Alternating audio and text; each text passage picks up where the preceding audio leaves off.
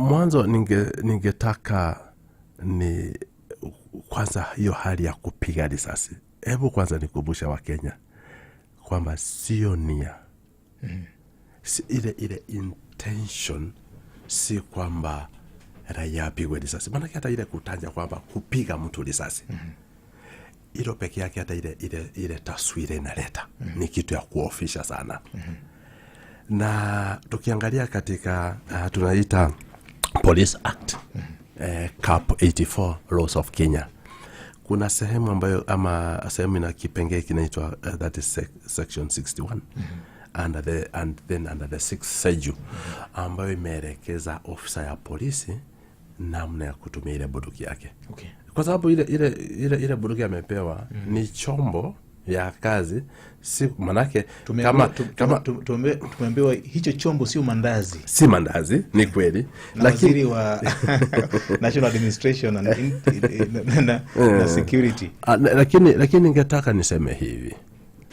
Ile officer ya polisi ambaye anatumia bunduki, tunasema kwamba it's supposed to be a thing of the last resort. Manake njia zingine zote zimetumika kuhakikisha kwamba huyu anayekabiliwa na bunduki hakuna namna nyingine yote. Na ni wakati gani? Sana ni wakati ambao maisha yako wewe mwenyewe, maisha yangu mimi mwenyewe iko hatarini kabisa.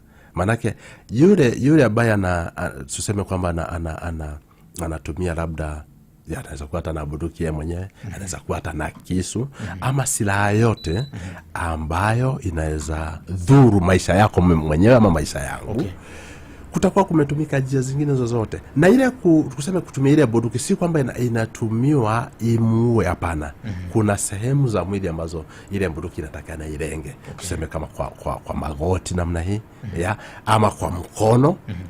Namna yake ni kujaribu kuzuia ile kitendo kisifanyike. Okay. Na ikiwezekana ile mtu aweze kushikwa na akabidhiwa kwa apelekwe kotini mbele ya sheria.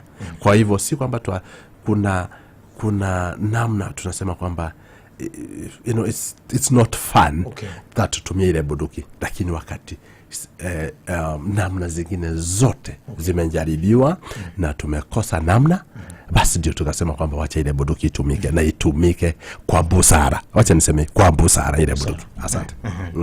Kuna jamii